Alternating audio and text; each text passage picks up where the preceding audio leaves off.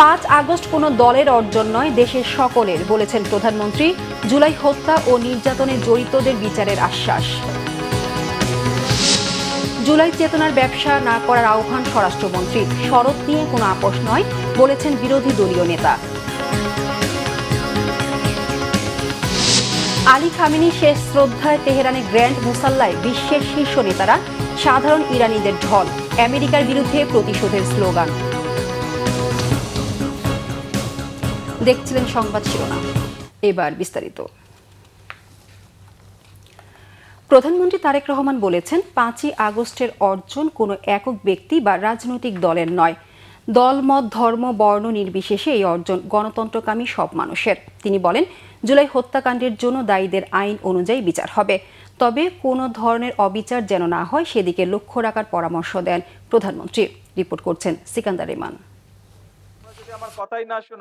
24 জুলাই গণ অভ্যুত্থানে নিহতদের স্মরণ সভা হয় রাজধানীর চীন মৈত্রী সম্মেলন কেন্দ্রে। প্রধানমন্ত্রী তারেক রহমান বলেন, যারা জুলাই হত্যাকাণ্ডের জন্য দায়ী, আইন অনুযায়ী তাদের বিচার হবে। যারা আত্মত্যাগ করেছে তাদেরও মূল্যায়ন করা হবে। প্রধানমন্ত্রী জানান, দরকার হলে সময় নেওয়া হবে, তবুও যে হত্যাকারী তার সঠিক বিচার নিশ্চিত করা হবে। আমাদের প্রতি স্বৈরাচার যেমন, বাংলাদেশের লক্ষ কোটি মানুষের প্রতি স্বৈরাচার যেমন অবিচার করেছিল, আমরা বিচারের নামে কারো প্রতি যেন অবিচার না হয় সে বিষয়টিতেও আমাদের সচেতন থাকতে হবে। আমার মায়ের সন্তান হিসাবে আমি নিশ্চিত, আমার মা আমাকে বলতেন,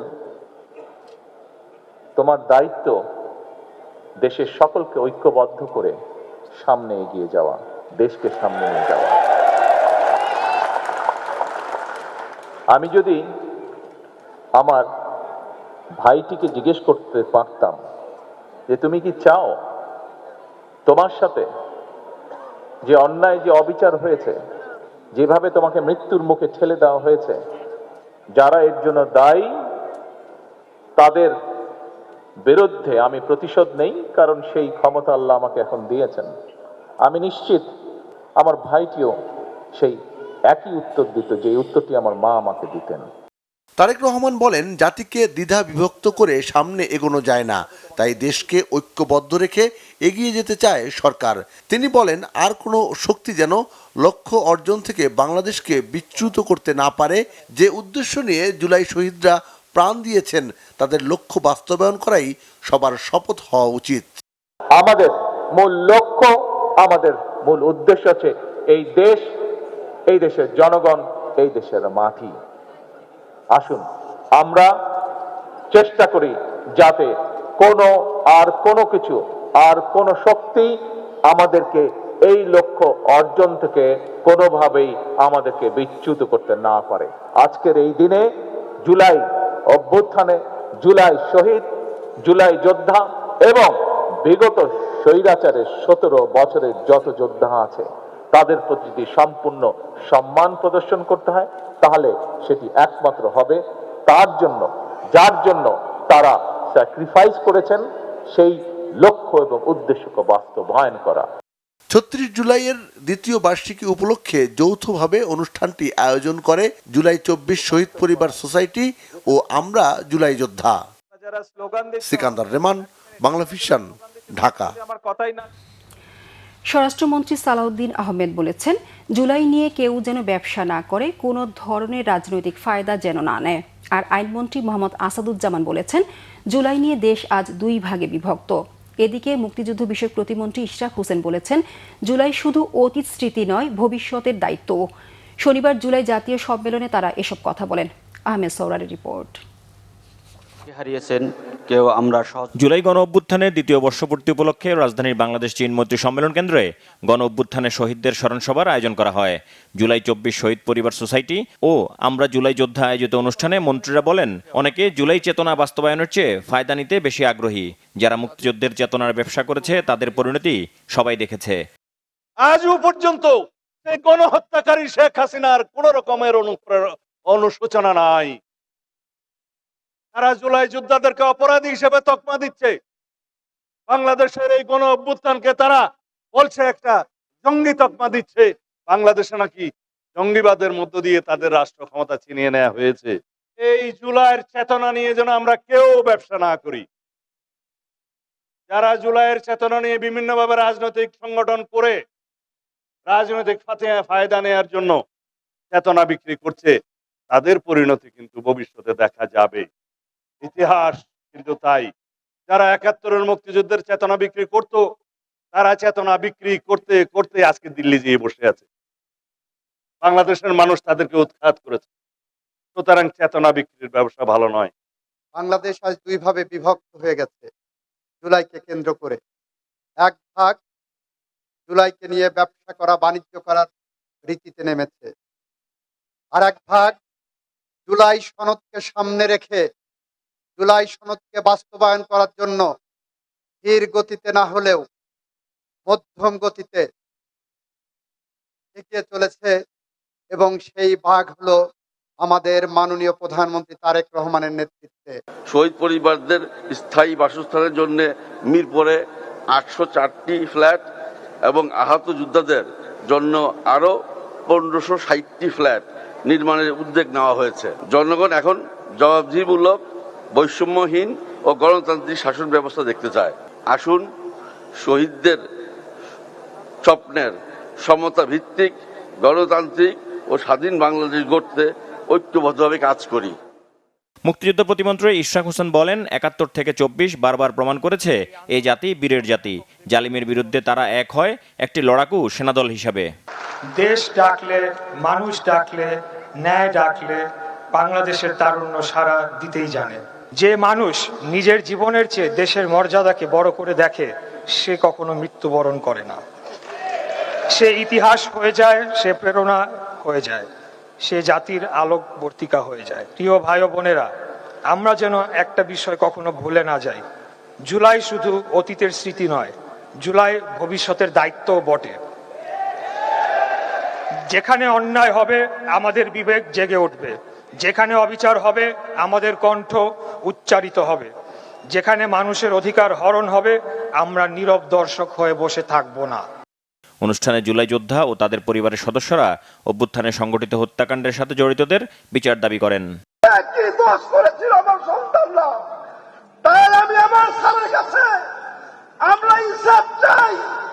আমার প্রত্যেকটা শহীদের সন্তানদের বিচার চাই। একটা দল আছে যারা ঘোলা পানিতে মাছ শিকার করে, তাদের কোনো ঠিক ঠিকানা নাই, তারা মুনাফিকি করে, তারা তাদের নিজেদের স্বার্থের জন্য তারা আজকে আমাদেরকে ব্যবহার করছে। ওনাদের কাছে আমাদের শুধু একটাই চাওয়া, আমাদের সন্তানের বিচারটা যেন উনি করে, এতটুকু ওনার কাছে আমি হাত জোড় করে রিকোয়েস্ট করতেছি।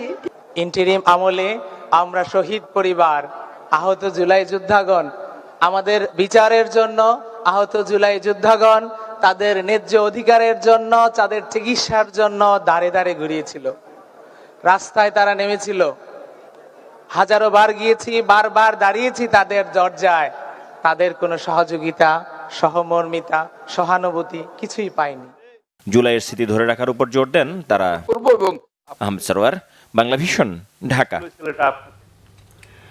যুক্তরাষ্ট্রের স্বাধীনতার ২৫০ বছর পূর্তি উপলক্ষে দেশটির প্রেসিডেন্ট ডোনাল্ড ট্রাম্পকে শুভেচ্ছা জানিয়ে চিঠি দিয়েছেন প্রধানমন্ত্রী তারেক রহমান। দেশটির জনগণকে বাংলাদেশ সরকার ও জনগণের পক্ষ থেকে আন্তরিক অভিনন্দন জানিয়ে শনিবার পাঠানো চিঠিতে বাংলাদেশের গণতান্ত্রিক ও উন্নয়ন যাত্রায় যুক্তরাষ্ট্রকে বিশ্বস্ত বন্ধু ও গুরুত্বপূর্ণ অংশীদার বলে উল্লেখ করা হয়। চিঠিতে তিনি বলেন, স্বাধীনতার পর থেকে যুক্তরাষ্ট্র বাংলাদেশের গণতান্ত্রিক ও উন্নয়নমূলক যাত্রায় অকৃত্রিম বন্ধু ও গুরুত্বপূর্ণ অংশীদার। বিগত ৫ দশকে বাংলাদেশের সঙ্গে যুক্তরাষ্ট্রের সম্পর্ক, বাণিজ্য ও বিনিয়োগ, শিক্ষা, প্রতিরক্ষা এবং জনগণের সম্পর্ক আরও শক্তিশালী ও বহুমুখী অংশীদারিত্বের বিকাশ ঘটেছে। বর্তমানে এ সম্পর্কের নতুন অধ্যায় চলছে। চলতি বছরের শুরু থেকে বাণিজ্য, জ্বালানি সহযোগিতা এবং বিনিয়োগের ক্ষেত্রে উল্লেখযোগ্য অগ্রগতি হয়েছে।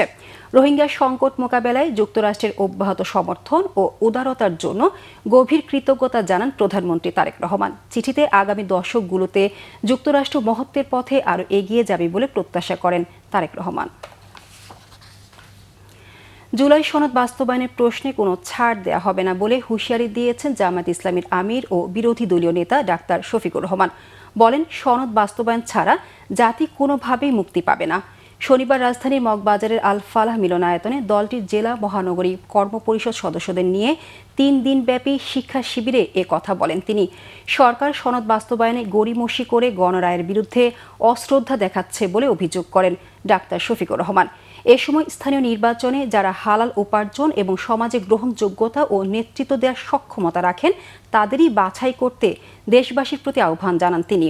নেতাকর্মীদের সততার নজির স্থাপনের নির্দেশ দিয়ে বলেন, কোনো ধরনের বাড়তি প্রাপ্যতা বা আত্মীয় স্বজনকে বিশেষ সুবিধা দেওয়া যাবে না।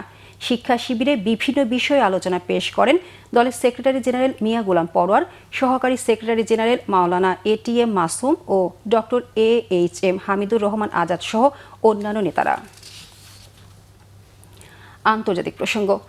ইরানের প্রয়াত সর্বোচ্চ ধর্মীয় নেতা আয়াতুল্লাহ আলী খামেনিকে শেষ শ্রদ্ধা জানাতে তেহরানের গ্র্যান্ড মুসাল্লায় বিভিন্ন দেশের শীর্ষ নেতা সহ সাধারণ ইরানিদের ঢল নেমেছে। লাল পতাকা ও প্ল্যাকার্ড হাতে আমেরিকার বিরুদ্ধে প্রতিশোধের স্লোগান দিচ্ছেন খামেনির অনুসারীরা। তবে নিরাপত্তা ঝুঁকির কারণে বাবার জানাজায় অংশ নিচ্ছে না ইরানের বর্তমান সর্বোচ্চ নেতা মুস্তফা খামেনি। আলী খামেনির জানাজায় আমেরিকা ও ইসরায়েলের সম্ভাব্য হামলা প্রতিহত করতে বন্ধ করা হয়েছে ইরানের আকাশসীমাও। শহীদ আরাফাতের ডেস্ক রিপোর্ট।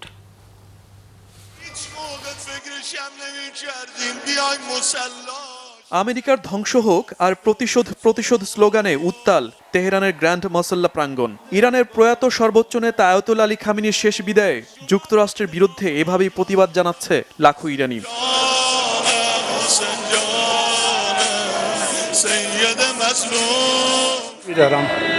আমরা প্রয়াত সর্বোচ্চ নেতা আয়াতুল্লাহ আলী খামেনিকে বিদায় জানাতে এসেছি, কিন্তু আমরা অবশ্যই তাঁর রক্তের প্রতিশোধ নেব। এখানে উপস্থিত প্রত্যেকেই তাদের সর্বোচ্চ নেতা হত্যার বিচার চায়। 2 দিনের জন্য তেহরানের গ্র্যান্ড মসল্লায় সর্বসাধারণের জন্য খামেনি ও তার পরিবারের সদস্যদের কফিন রাখা হয়েছে। 7 দিনব্যাপী রাষ্ট্রীয় জানাজা ও শোকানুষ্ঠানে এরই মধ্যে উপস্থিত হয়েছেন বাংলাদেশ সহ বিশ্বের বিভিন্ন দেশের নেতারা। এই আনুষ্ঠানিকতায় নেই ইরানের বর্তমান সর্বোচ্চ নেতা মোস্তফা খামেনি সহ আলী খামেনির অন্য ছেলেদের কেউই। নিরাপত্তার ঝুঁকির কারণে বাবা ও পরিবারের অন্য সদস্যদের জানাজায় অংশ নিতে পারছেন না তারা। শুধু খামেনি পরিবারের সদস্যরা নয়, ইরান সরকারের উচ্চ পদস্থ কর্মকর্তারা নিরাপত্তার ঝুঁকিতে রয়েছে বলে সতর্ক করেছে ইরানের বিপ্লবী বাহিনী IRGC। যদিও মার্কিন প্রেসিডেন্ট ডোনাল্ড ট্রাম্প বলেছেন আয়াতুল্লাহ আলী খামেনির জানাজা ভালোভাবে সম্পন্ন করতে ইরানকে 7 দিনের ছুটি দিয়েছে আমেরিকা। এটাকে আমেরিকার মহানুভবতা হিসেবে আখ্যা দিয়েছেন তিনি। তবে মার্কিন প্রেসিডেন্টের এসব মিষ্টি কথায় আস্থা নেই ইরানের। হামলার শঙ্কা একেবারেই উড়িয়ে দিচ্ছে না তেহরান।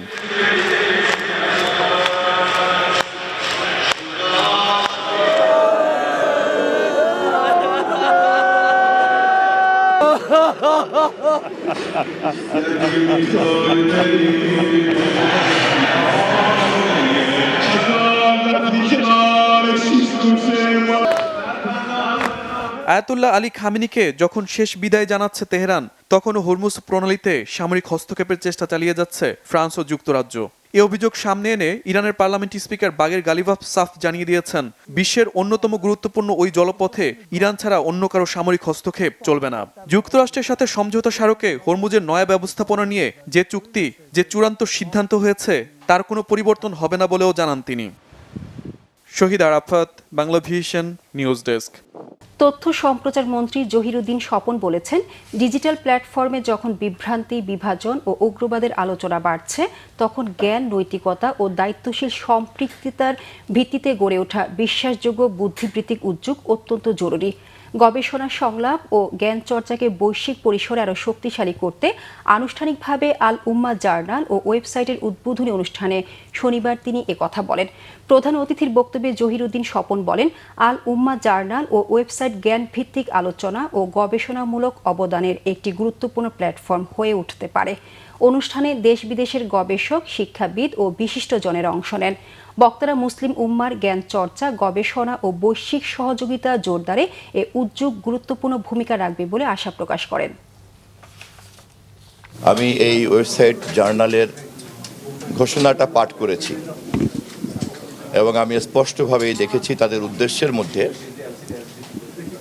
এই মুহূর্তে বিশ্বের সংকটের সকল ধরনের সমাধানের জন্য সব ধরনের চিন্তা এবং মতাদর্শের সংমিশ্রণ এবং বিনিময়কে তারা একটা অনিবার্য শর্ত মনে করেন। আমি সেই অর্থে এই চিন্তাকে একটি গণতান্ত্রিক চিন্তা এবং গণতান্ত্রিক মূল্যবোধ মনে করি, যা আমাদের তারেক রহমানের সরকার এবং আমাদের সরকারের বৈচিত্র্যকে ধারণ করার নীতির সঙ্গে সামঞ্জস্যপূর্ণ। সংবাদ শেষ করব শিরোনামগুলো আরেকবার জানিয়ে।